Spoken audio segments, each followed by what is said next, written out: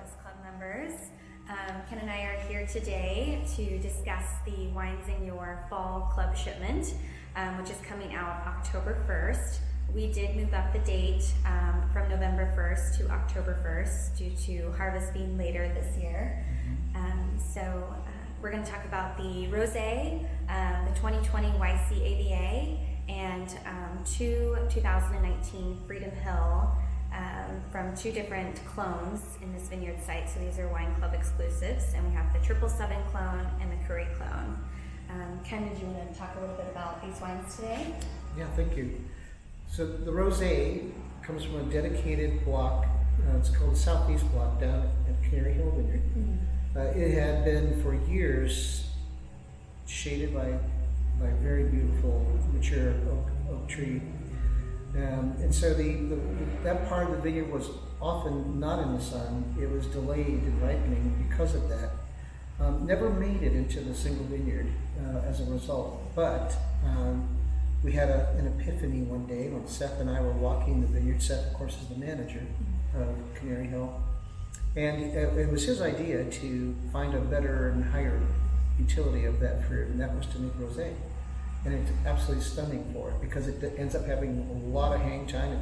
It's harvested, instead of being harvested early like so much rosé is, it actually it's on the vine forever and harvested at the same time as the Pinot and the rest of the vineyard.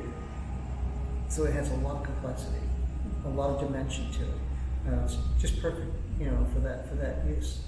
And then going into the Yamhill Carlton AVA, we have, as folks at home may know, that was the American viticultural area that I authored many, many years ago. And where we are, we're in the kind of the heart of it right now. We're down in the town of Carlton, which is right in between the two legs of the horseshoe that are the Yamhill Carlton American viticultural area. So this is something I think we started in 19 with producing wines that feature different vineyards within the Yamhill Carlton AVA. We also do it for Eola and Amity as well. And it gives people an opportunity to see the regionality of volcanic versus sedimentary, which we think is the next step past Willamette Valley. Willamette Valley is more broad, including both volcanic and sedimentary, whereas now with the YC AVA, you're focusing on the marine sediments only, but it's multiple sites. We then go down deeper as we get into Freedom Hill. We're talking about single vineyard bottlings, and in fact, with this, and this is our 19. In fact, we're talking not just single vineyard, but individual clones, individual blocks that we're bottling for folks to try, which is a great opportunity for them to find out what are the differences between clone 777 and the Curry clone. A little background on those is that Curry was one of the early clones that came to Oregon through Charles Curry. He and David Lett came up in the 66, was the first year that vineyards were planted in the modern era.